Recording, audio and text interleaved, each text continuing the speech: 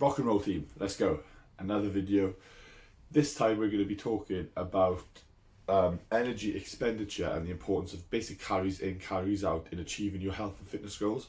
It's kind of like the concept is the number one most important thing when it comes to either fat loss, not so much muscle building, but mainly for fat loss, is you cannot lose the fat if you are in a calorie surplus. That means you are eating more calories than you're burning off. If you're eating more calories than you're burning off, that is not going to be congruent to losing any sort of body fat, because where does that excess food go? It goes in your body and is stored as fat, as glucose, as fat, as the science would say. So the main reason for this is just to understand that there's the calorie limit. You wake up and you have 0 calories in you, but your body burns a certain amount during the day. Your total daily energy expenditure comes out of 4 things. One of the things is your basal metabolic rate. Basal metabolic rate is your digestive system, your heart rate going, your body's sweating, things like that do burn calories. The next one would be your exercise thermogenesis, which is basically go to the gym. But you've got to bear in mind, the gym's only about 4% of your day. If it's only 4% of your day, what are you doing for the rest of that 96% in order to, well, besides sleeping, in order to increase the amount of calories you're burning? That would be done in your non-exercise thermogenesis. Your non-exercise activity thermogenesis is just walking around. How many steps do you do a day?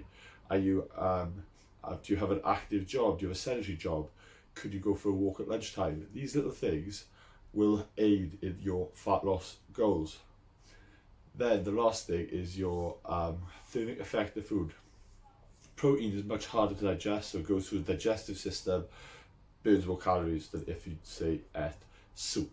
Soup doesn't really burn much calories because it just flows straight through, quite easy to digest. And also maybe some foods like which raise your body temperature, like a hot curry, maybe a bit more calorie dense, not quite as nutrient dense, but it does burn more calories. Anyway, with a combination of them things, you'll have a set amount of calories that your body will burn in that day. When you reach that calorie limit, anything over there is going to be stored as fat. So it's essential that we keep just under there.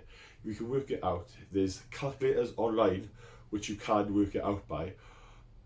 Generally, the combination of the calculators online and knowing your own body and what foods you eat is basically the guideline that you would kind of go by. I always say a baseline would be body weight in kg times 22 will give you a rough estimated start, and then from there you track it for a week.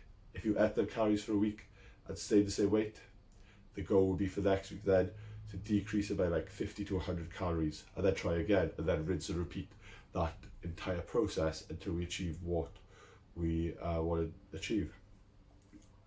This process is something that I believe people should do at the start.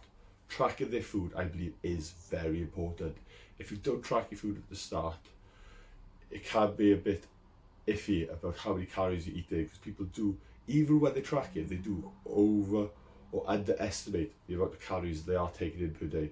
People generally think, oh yeah, I eat next to that thing, then you have a look at what they've actually eaten, and it is probably 1,000 calories over what they thought they did, and that is very, very common. So it's just that awareness of tracking to start with is an important concept.